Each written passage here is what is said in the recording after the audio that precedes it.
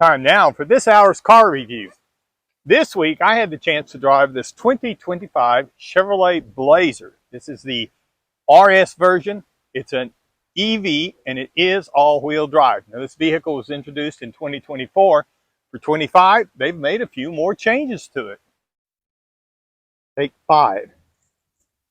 Since this is an EV, the stylist can do a few things different across the front and make things a little more aerodynamic, kind of smooth some things out. But they really gone to the thin headlights and they put an additional light bar all the way across the front so that the Chevrolet emblem also included in that lights up as well. Makes a really cool look in the dark. Now coming down the side, we're going to see that there are some vents. We're going to see this nice 21-inch aluminum wheels that we're rolling on. Got a black treatment on the caps for the side mirrors, roof rails, all the cladding around the wheels, even across to the back bumpers. With the rear hatch open, we've got some cargo space here. We've even got some storage underneath the floor. Lift it up, you're going to find some places to put some dry storage.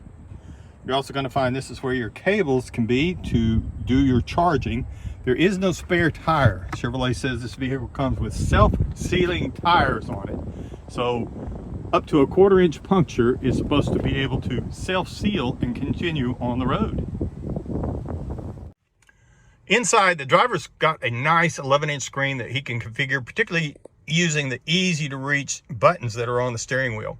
Now, over on the center stack, or in the center, you're going to find a 17.1-inch infotainment type screen. Now this is where you're going to find all your controls for your convenience, your navigation, all the things you're going to do that you might be looking for buttons for, but they're all going to be down inside here, inside this screen.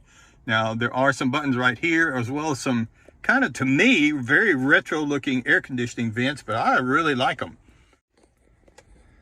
There's also another storage compartment up here in the front.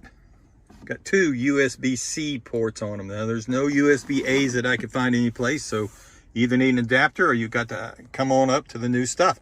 Got 2 cup holders up here, and we've got a wireless phone charger here. Now this works really well. And then we have another USB-C port in the deeper storage well of the center console. Again, this red and black's kind of striking, but it looks really good, actually, whenever you get into it. You get past the initial kind of a shock of it. We got a fold-down armrest in the rear seat, as well as the rear seats that do fold down.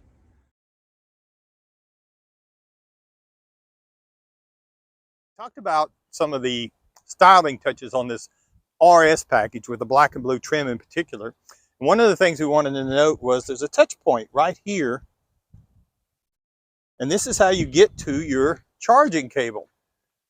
It's much like a fuel filler door that pops open, except this one obviously lowers itself.